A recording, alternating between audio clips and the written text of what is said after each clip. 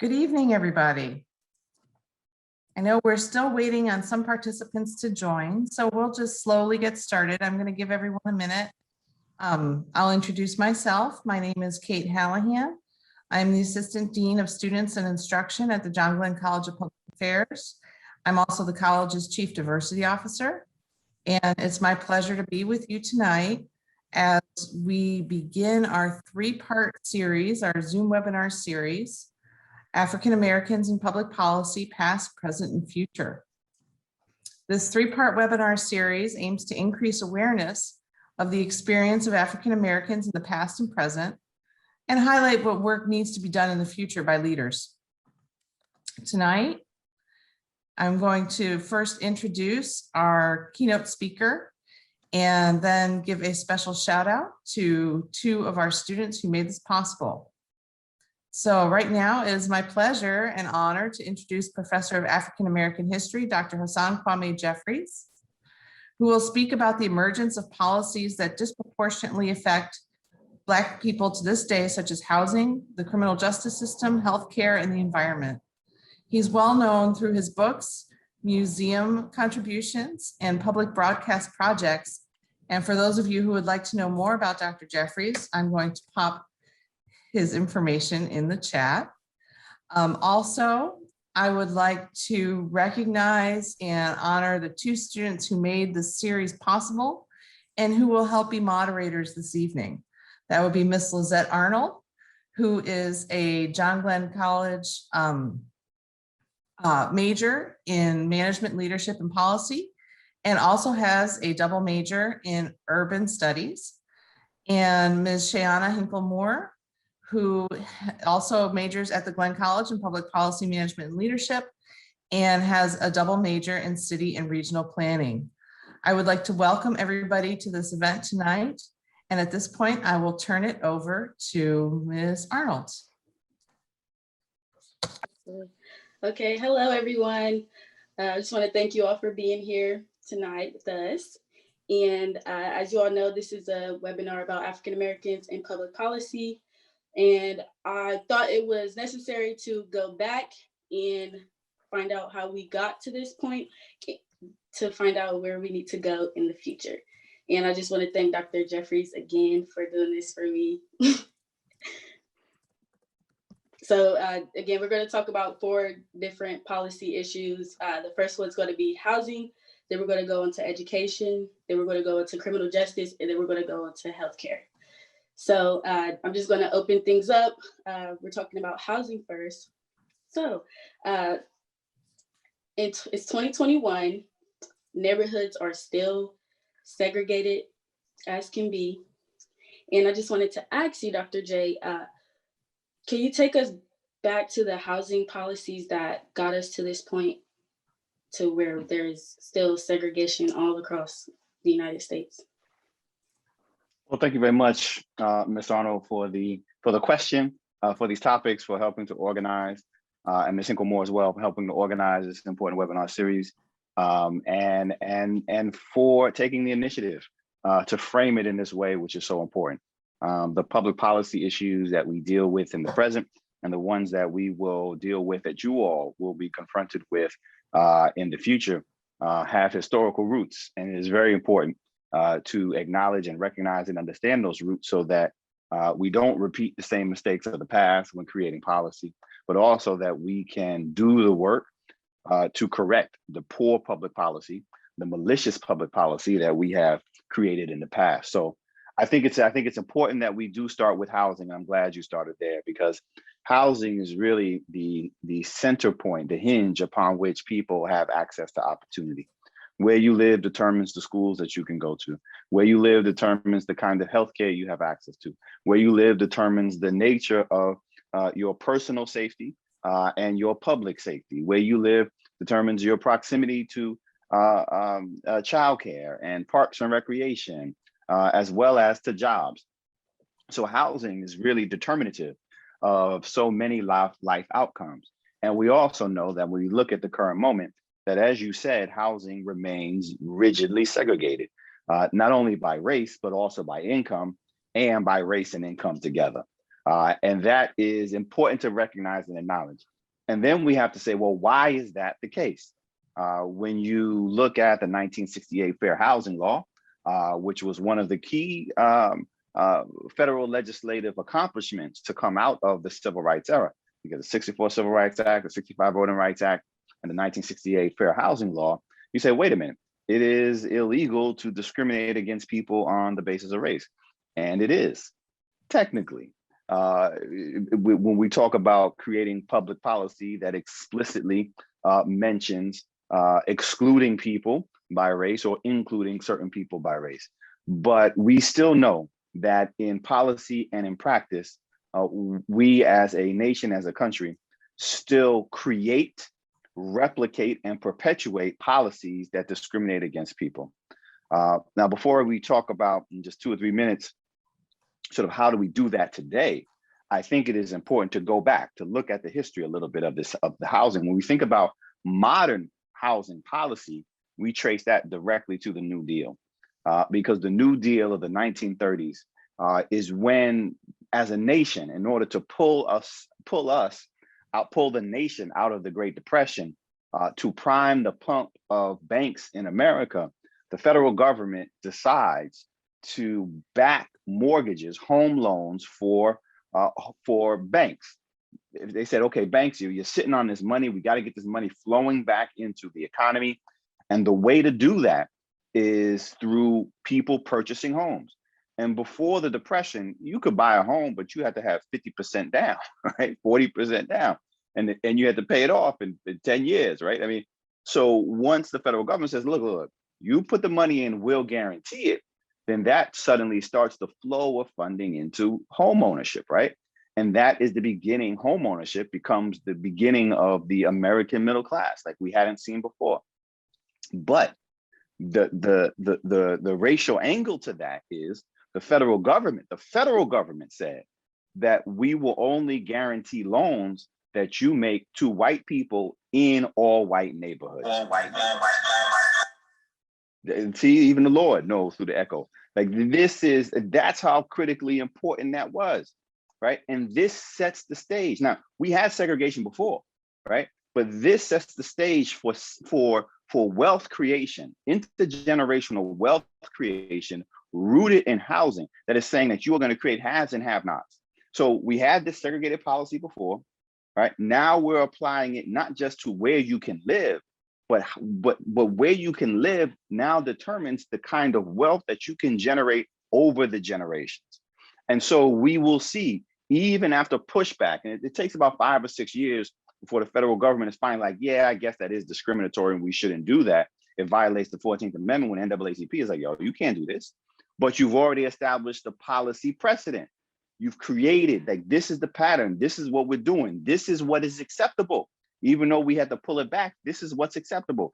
And so we see realtors, we see developers, we see home sellers continuing that practice of, we are not going to sell to Black people. We're not going to sell to people of color. We're not going to allow people of color to move into these neighborhoods. Why? Because we've already established that will lead to depreciation. That will lead to a turn in our neighborhood.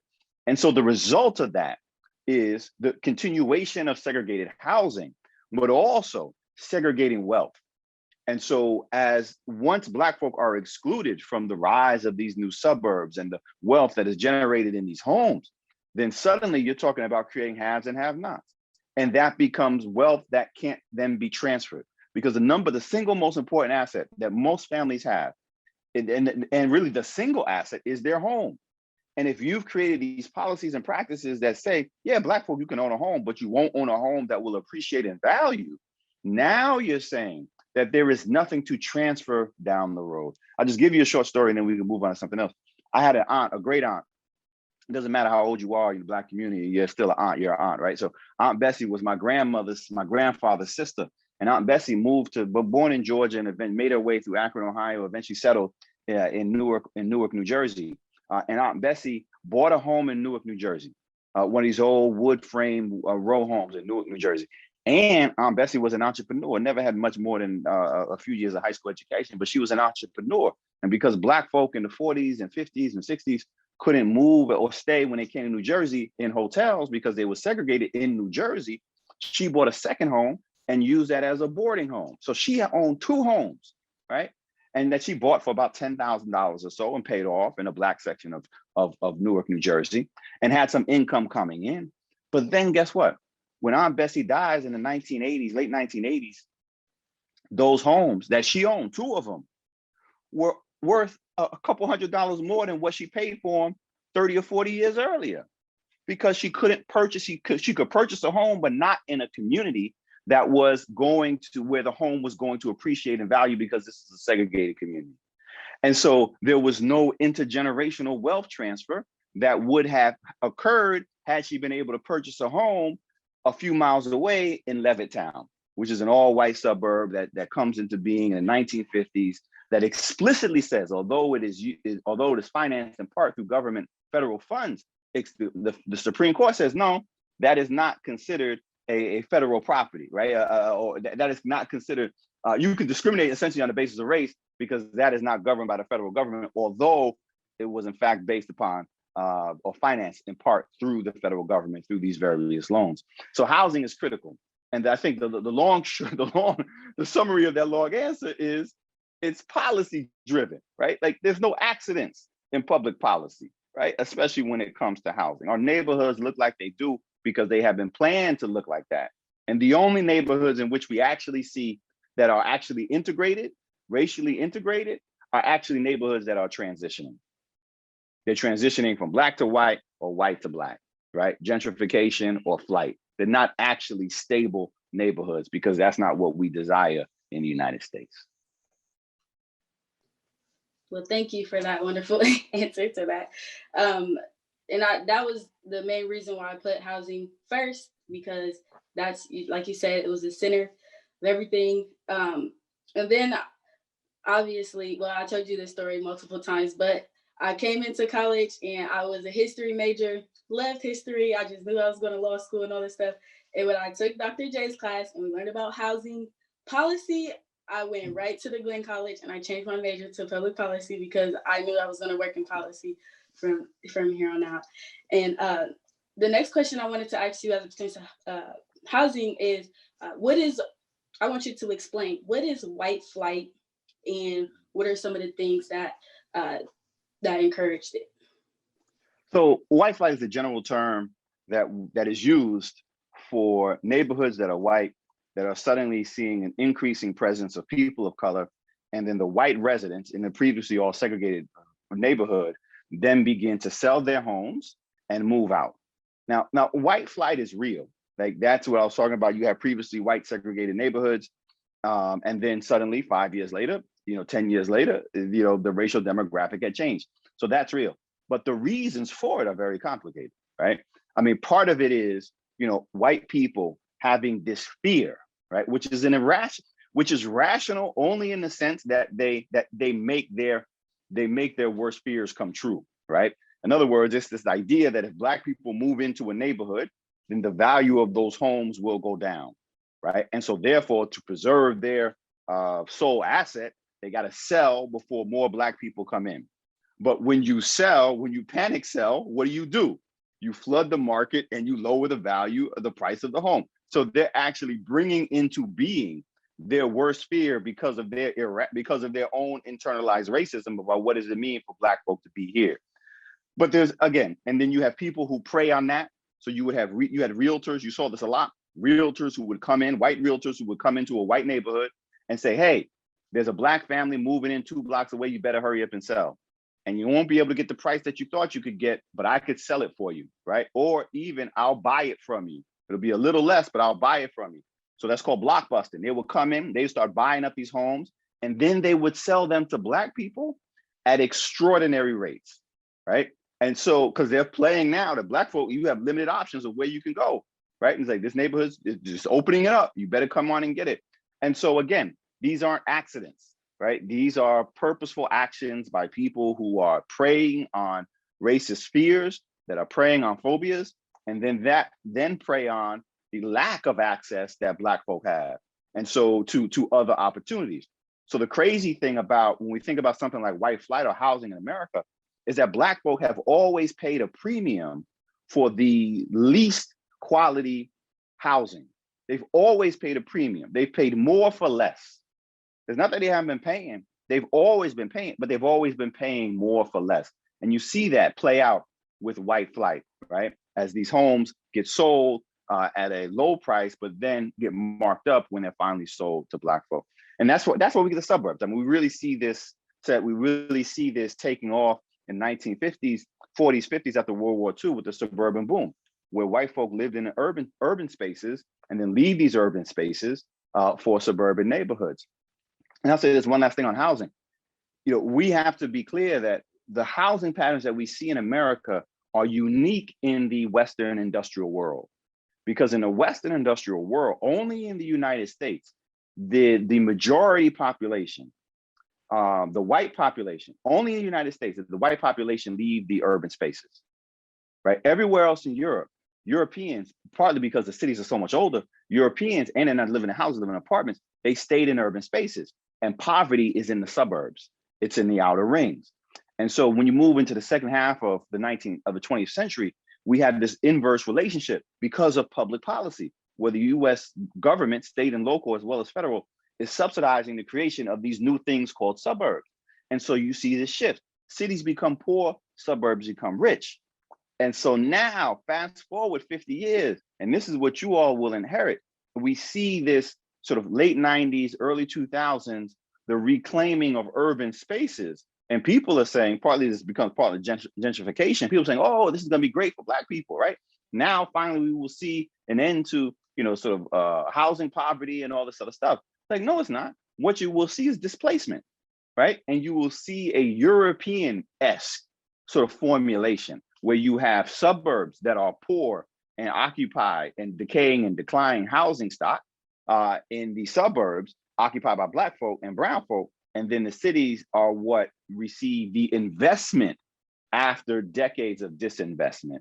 And we saw that come to a head in Ferguson, Missouri in 2014, when Michael Brown is killed by police. And people are like, well, what's going on with this? This is a suburb. Isn't everything supposed to be grand and great over here? Like, no, it was one of these suburbs in which that had transitioned from white to Black. And then as it becomes Black, then suddenly all the resources get pulled out of the community.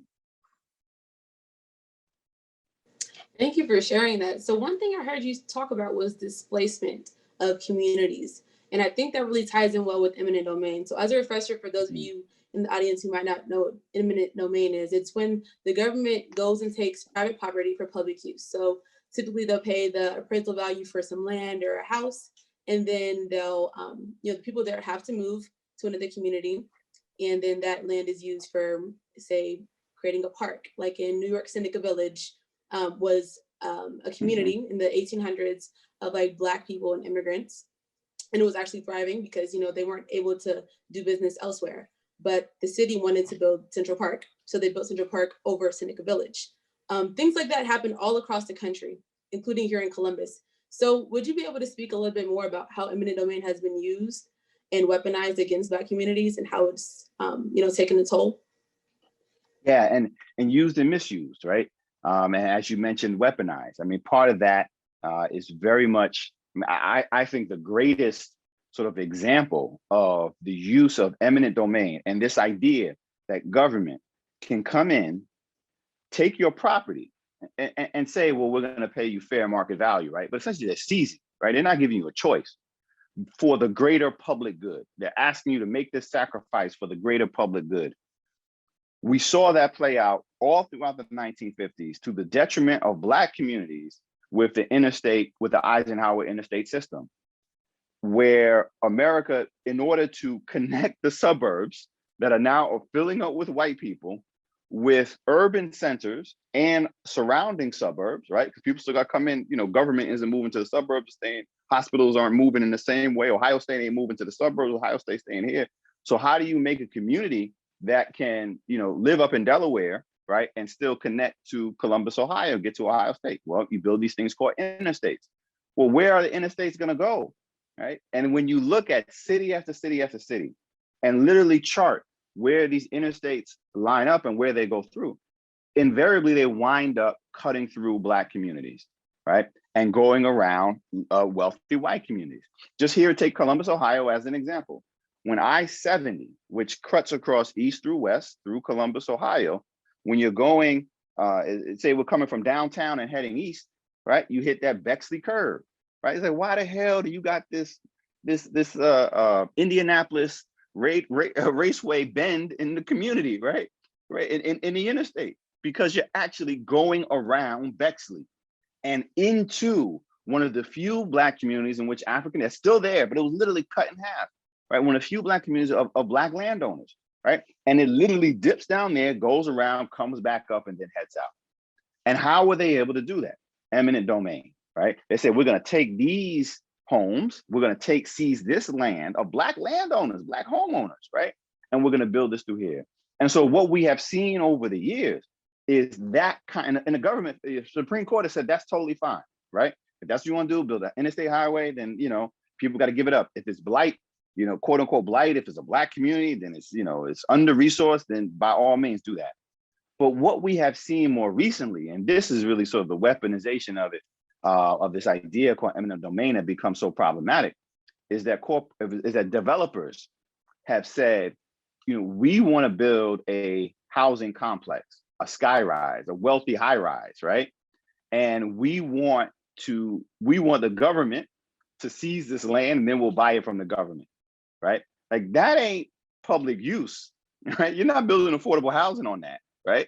You're building, I mean, that's capitalism, and that's encroaching on you know, neighborhoods that are viable, that are sustainable, because you want to turn a few extra dollars. And so we have to be very wary of something like eminent domain when it comes to housing, because it has been, just as you pointed out, it has been weaponized against Black communities, poor communities, lower income communities. And just because people don't have a lot of money, don't have a lot of resources, doesn't mean that community isn't viable, right? I mean, the way to improve a community isn't by destroying it. The way to improve a community is by increasing resources and availability of resources and city services and the like. But we've seen time and time again, starving communities purposefully to then go in and say that they are we saw this, you know, in New York City with Robert Moses, right? You starve a community, you drive down, you limit its social services. In New York, they were like, yo, we're just gonna stop providing fire service. Like, why was the Bronx burning in the 1970s, right? Because white apartment owners were like, you know, we don't need the fire service, right? We'll just cut it, right? We just cut it. And so then you go in and say, this is just terrible. So now we take eminent domain and we do something, sell it to developers, and then the rich get richer and the poor get poorer. Thank you. So now we're gonna just segue into our conversation about education. So we could talk, there's so many areas of education where we could talk about for a long time, but I just wanted to, so in school, when we're growing up and we're learning about civil rights movement and everything, we learned that Brown v. Board passed and schools were integrated, Ruby Bridges, Little Rock 9, all of that. Can you speak about the legacy of Brown v. Board? Well, you know, we like to think that in 1954, as you pointed out, said that when the Supreme Court rules that segregation in education is unconstitutional, that suddenly, you know, around the United States, people are like, oh, okay, cool, right? Like, oh, bad, like, we ain't know Black people that you really wanted to go to school with us, but now we know, so come on in. All right. First things first, Brown v. Board only applied to essentially the South, right? Schools that formally and explicitly said that you're going to have a school to a dual education system, an explicit dual education system. So although dual education systems existed around the country, right? Only in those places in the South where it explicitly said, not because of housing policies that created segregated communities, but because you said only Black kids can attend these schools, only white kids can attend these schools, Brown only applied to those schools. 1, 2, there is no movement whatsoever in desegregation for a decade. Nothing. From 1954 and 1955 is the second Brown ruling, which the Supreme Court says that school desegregation has to proceed with all deliberate speed without actually giving a timetable. It takes 10 years before there is any movement whatsoever of any significance in terms of massive desegregation. 10 years. And only after in 1965, under Lyndon Johnson, signs the Elementary and Secondary Education Act, which pumped a couple $billion, made a couple $1 billion available for poor school districts, rural school districts in places like Mississippi and Alabama, and said, yeah, I know y'all ain't got no money, but if y'all want this money, then you got to desegregate. It's only then, not because white people were like, hey, this is a good idea, come on in, come black kids, let's sit next to Susie, right? That never happened, right? Only then did they say, okay, let's see if we can pretend to desegregate. So it wasn't even real desegregation, right? They'll see, they come up with all these formulas, right? Of putting the burden on black parents and say, hey, you got to apply for a transfer to these schools, right? So even then, you don't even have real desegregation, although you have the sort of the lip service of it. But as a result of just the lip service, just think about this. As a result of just the lip service, what we then have, and this goes back to the educational version of white flight, you then have white parents pulling their white children out of white public schools and putting them in these newly created private schools. So the rise of private white academies occurs in direct relationship to the the potential real desegregation of public schools in 1965. And so what we see over the next decade is some desegregation occurring because people have it, but is the creation of a new dual education system, one private, one public, right? One white private, one black public. And as a result of this, the creation of a new private white school structure, private white academies in all these counties and cities would have them. You then have these former segregationists, and they will call segregationist academies. Like, they can't be fooled about this.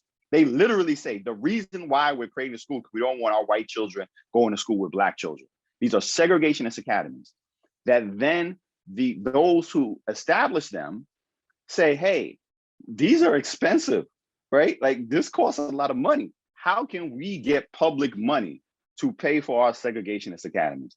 And they begin for the next half century trying to figure out how they can get public dollars to finance their segregationist academies. Well, there was a problem. If it's a segregationist academy, you can't use public money for it. They're like, all right, fine. Let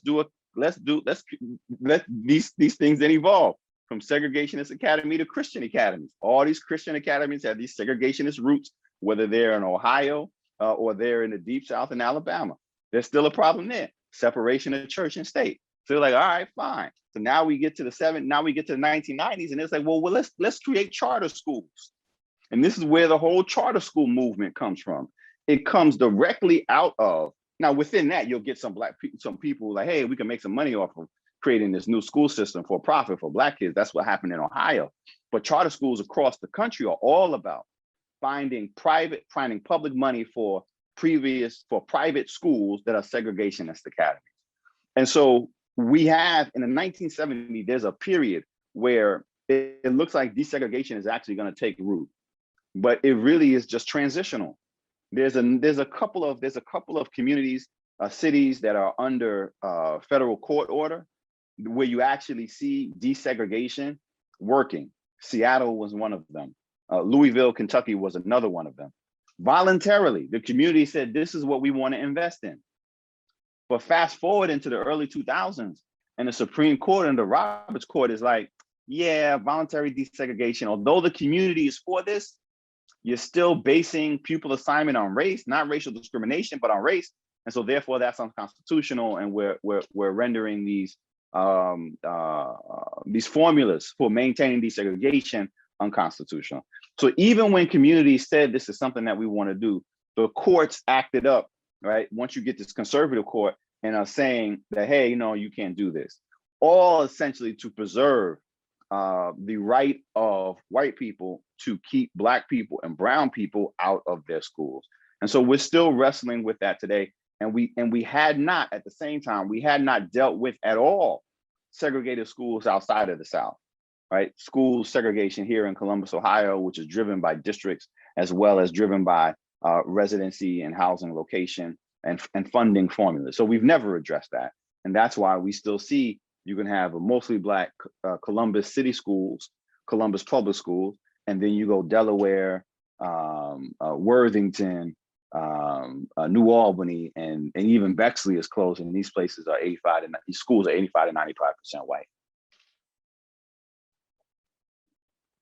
You actually led like perfectly into our next question, because I'm a graduate of Columbus City Schools, and like looking at like my school, which was Independence High School, it's predominantly Black. It's, you know, it's mixed, so we have a lot of immigrants from other countries in Latin America and Africa who are there as well. But schools like 10, 15 minutes away have completely different demographics. Yeah. They have completely different like educational outcomes and everything. So can you speak more about, I guess, all those things and how they manifest today, and looking at the school system here in Columbus, or systems here in Columbus and I guess other places, just for like a little bit before we move on to the next topic? Yeah, we create these things called districts, which are artificial boundaries and lines, and we pretend as though they're meaningful or they're natural, right? Like it says always, like, no, somebody said that this is where we're gonna draw the line, right? And usually because of population change, right? And it becomes these hard and fast lines. If we want to equalize outcome, then we have to equalize input, right? And that means putting resources into communities where it is.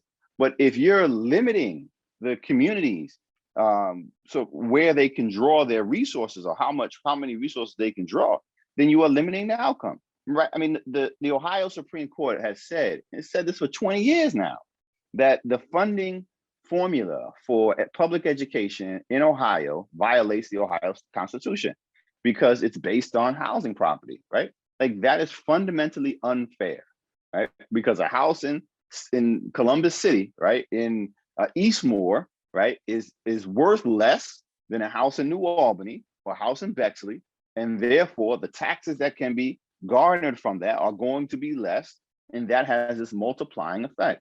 So the two things that we can do immediately is change our funding formulas, and then also stop pretending like these district lines actually are somehow written in stone. They're not. The only reason why Upper Arlington is Upper Arlington and as white as it is because the residents there don't want Black people coming to their school, because they believe that the preservation of whiteness is more meaningful than actually having people with different views, different perspectives, different backgrounds, different histories sitting in the same classroom with them. So, you know, that's their loss. They want to mess around and still walk through the world like that, creating white kids, they ain't got no sense, then that's on them. Eventually they're gonna come to Ohio State and they're gonna have a rude awakening when they're like, damn, there's Black people in this world. Like, yeah, there are. He's sitting up in this lily white school district. Don't make no damn sense. But that's what they want. Again, no accidents. You can change it if you want.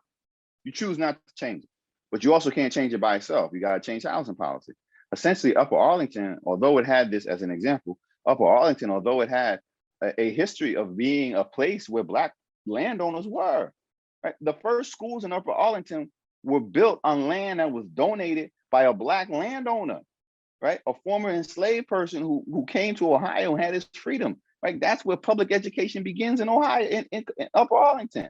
And now you're just going to erase that whole history and act like, you know, there was God, Jesus, and then Upper Arlington. Like, come on, ain't nobody got time for that. Thank you. And it's just a pattern. Like, they don't want us living in the neighborhoods. They don't want us going to the schools. And now, so now we're going to segue into our conversation about the criminal justice system. So we are going to talk about some of the policies, but that contributed to mass incarceration. But I want to start out with asking you, can you talk about just how slavery went straight into the criminal justice system and right into mass incarceration after emancipation? Yeah, so while it is important to start in slavery for two reasons. I think one, while you're in, we got to understand what slavery was. Slavery is an economic system, right, designed to control Black labor and exploit Black labor. Like that's the purpose of slavery. But it was justified, it was rationalized by a belief in white supremacy. And there's two things that play out. It's almost schizophrenic, right? You have to, the rationalizations for the maintaining institution of slavery, sometimes enslavers would say, this is because Black people are so dangerous, this is the only way that we can control them, right? It's by keeping them literally in chains. And then at the same time, they'll be like, Black people are so simple-minded, they're so childlike, that the only way that we can control them, right, and to keep them from reverting back to their bestial nature is to keep them in bondage. All right, well, you can't have it both ways. But one thing that happens, I mean, both of our lives is rooted in white supremacy, But one thing that happens though is you don't need a prison when everybody's enslaved, right? So we don't see the rise of mass incarceration, because mass incarceration is by warehousing. So you don't see that. That's a modern development. But what's not modern is decriminalization of Blackness, right? That emerges. You don't have to worry about that because you always have these other rationalizations on slavery. But after slavery, once you have emancipation, right? The principal legacy of the institution of slavery is the belief in white supremacy. So slavery ends, but white supremacy doesn't. And the desire to control Black labor, the 4 million Black people who are emancipated, white Southerners don't suddenly be like, oh man, that slavery thing, shoot, too bad it's gone. They're like, no, how can we recreate the same systems and structures that allowed us to control Black labor that we lost with the institution of slavery? And so this gives rise to Jim Crow. This gives rise to convict leasing. This gives rise to the criminalization of Black folk. And this isn't just a Southern phenomenon, right? You have PhD sociologists at University of Pennsylvania and Harvard who are like, yeah, we think Black people are inherently criminal. And in fact, the Southern response to slavery made a lot of sense because you were dealing with this notion of Black criminality. So the idea that Black people are dangerous is coming out of slavery, but the idea that they are criminal, inherently criminal, dangerously criminal, and therefore have to be policed in a different way is something that emerges in the late 1900s and the early 20th century as a justification for population control, controlling Black labor. And we never shook that. Like that has haunted Black folk throughout the last century. And so when we get to the 1970s and the 1980s, really, and you have that combustible mix of a surplus Black labor population, no longer needed in fields and no longer needed in factories. You have the emergence of a war on drugs in which people of color are being targeted for and being criminalized, right? And drug possession becomes a sort of this criminal thing. Like that becomes a sort of combustible mix that then allows for Black people to be literally rounded up and warehoused.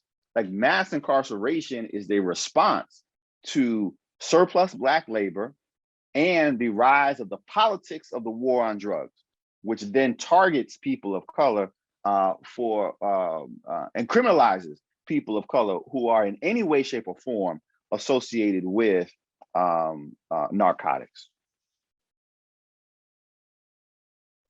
Okay, speaking of, well, since you, so you explained from slavery and the criminalization of Black people, and I wanted to, you kind of already touched on it a little, talking about mass incarceration, but we're just going to bring it forward and start with the Nixon presidency and just the start of the war on drugs. And just can you talk about some specific policies, like drug policy, if you want to just focus on drug policy, if you know any certain things that you can speak on, because I'm working in drug policy right now, and I'm trying to reverse these things that were put in place back then. So what, just go on about that.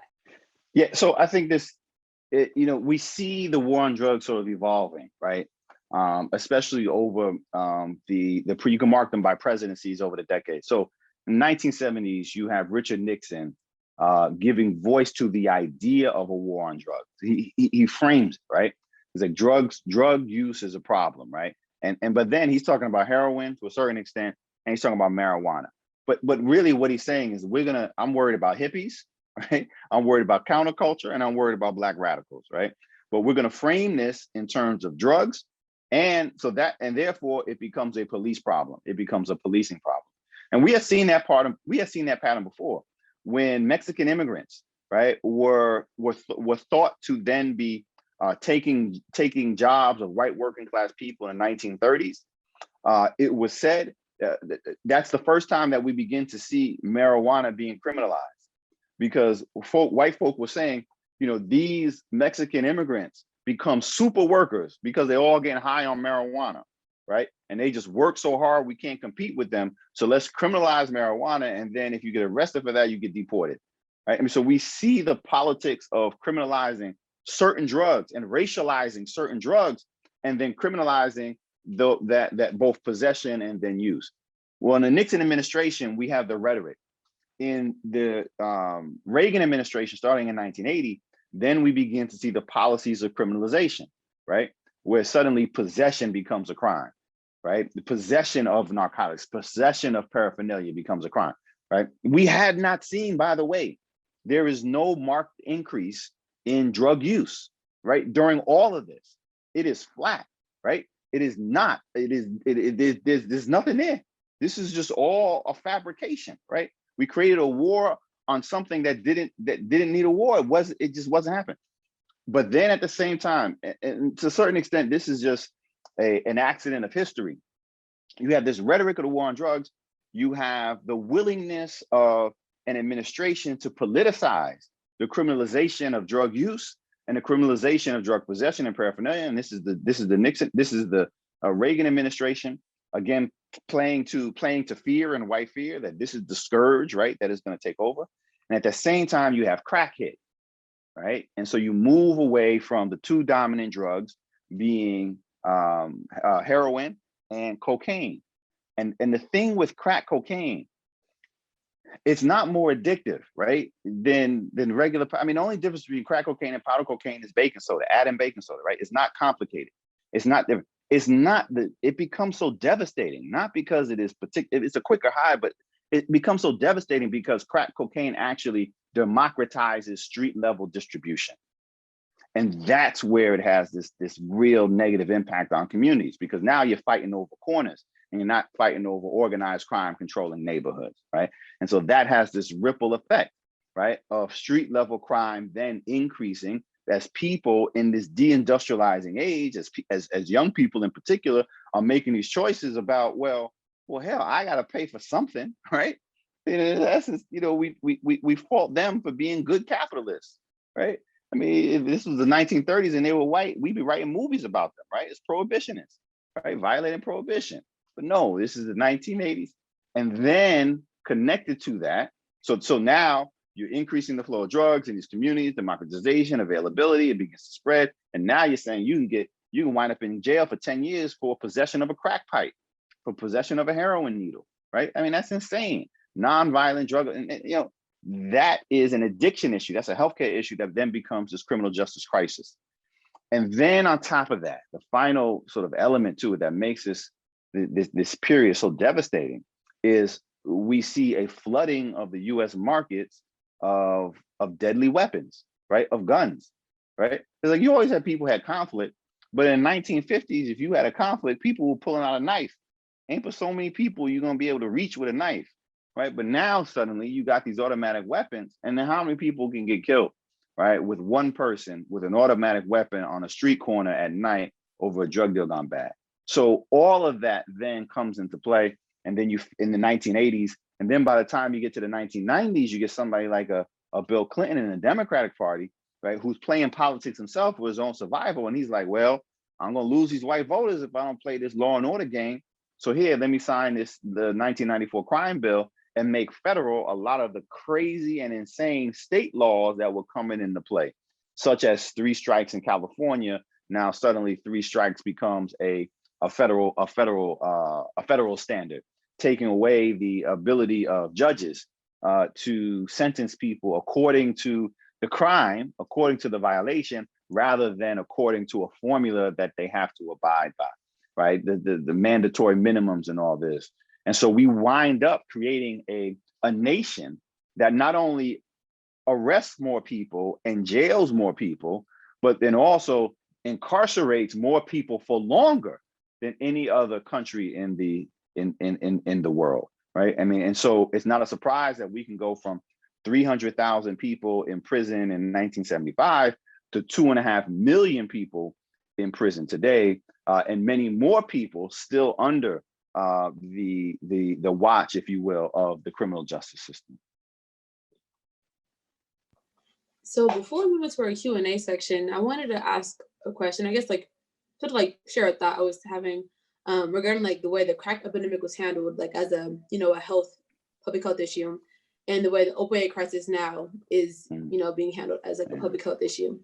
And I guess looking systemically and systematically through history, how issues that impact Black people have been treated differently, or how Black people in the health field have been treated differently. can we speak a little bit more about why there is, you know, a lack of trust between Black people and the healthcare industry, and how Yeah, policy no, that as well? yeah, that's important because you're connecting a lot of threads there. You know, when heroin is first introduced into the US population in modern times, it comes over in 1960s, late 1960s, through Southeast Asia, through Vietnam. And the center of heroin distribution is Harlem, USA, right? Prior to that, the control of sort of opiate-based, and it wasn't that big, was controlled by the Italian mafia in New York City. But Harlem becomes this entry point. Former soldiers bring it over, right? So there becomes this association of heroin specifically with Black people, right? It was the Black drug, although very quickly expands beyond Black folk. Drugs are not, there's no such thing as a racialized drug, right? But there becomes this association. More white people have always used crack at higher rates than Black folk, right? But more Black folk are always arrested for it because of where we patrol and police. And so heroin very early on gets this association with Black folk. That's why when you get to the 1980s, right, and you begin the criminalization of drug abuse and drug use, substance users, right, it's, you know, people say, hey, well, let's make it a criminal offense where you could be arrested for possessing a needle, right? And then you say, okay, like this is a really good idea to do in the middle of the AIDS epidemic, right? As this is beginning to start, because the consequence of that is people like, I don't want to be caught with a needle. And so therefore they're using the same needle because nobody wants to be caught with a needle, right? And that's how we get the spike in AIDS, HIV transmission among intravenous drug users. And that was the second and eventually will pass sort of gay male population and IV drug users because they were afraid to carry needles. And so it had this a legitimate healthcare impact, right, on people's lives. But as long as it was still associated in the minds of Americans with Black people, right, the undeserving poor, right, then it was a criminal justice issue. Then people needed to be arrested for it. Then people need to be thrown in jail for it. Fast forward from the 1980s to the early 2000s, right? And when the pharmaceutical companies, right, that are pushing these opioid-based painkillers, right, start flooding the market with that, and then you wind up getting suburban moms and suburban dads and teenagers hooked on painkillers, and the federal government's like, oh, this isn't good, right? So we gotta rein this in. This is getting out of control.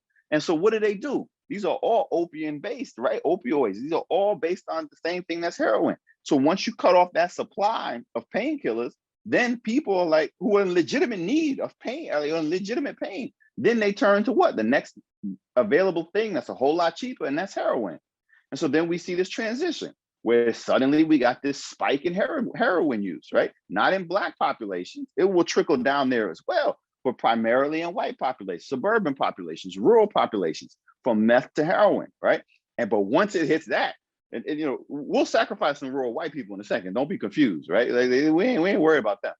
But once it's up in Delaware, Ohio, right, and in the surrounding suburbs, people are like, oh, we got a health crisis. Oh, that's just a health crisis now, right? Like what happened? What happened to criminalizing it? It got too close to home, right? And we can't treat these people. We can't treat suburban mom the same way we treat an inner city mom, right? And so, like, and great, we should be treating it as a healthcare crisis, but we shouldn't wait, and it shouldn't be racialized in such a way until we see white suffering that we then will create some avenue for help for those who are Black and have been suffering all along. Okay, I'll let that be the last question for Q&A. Thank you so much for that answer. That's everything we needed it to be. So you guys can start adding questions in the Q&A, but I'll ask one of the questions that are already here. I'll go with this one. How should policymakers balance the double-edged sword of gentrification? And how should policymakers revamp communities that were historically oppressed without displacing those who live there? I think there's a couple things that can be done. And one has to do with tax policy, right? So you have Black homeowners who are living in Black neighborhoods who are the reasons why that neighborhood is still standing, right? Survived the ravages of the 70s and deindustrialization, whether you're in Detroit or you're in Brooklyn, New York. Survived the ravages of the drug wars, right? Whether you're in Compton, California, or you're in Crown Heights, Brooklyn, right? I mean, and then you get to the 90s, and suddenly the area becomes appealing once you get a housing boom, right? And with what then happens is the taxes on these homes then go up. So a home that you purchased for $50,000 is now worth $3.5 million.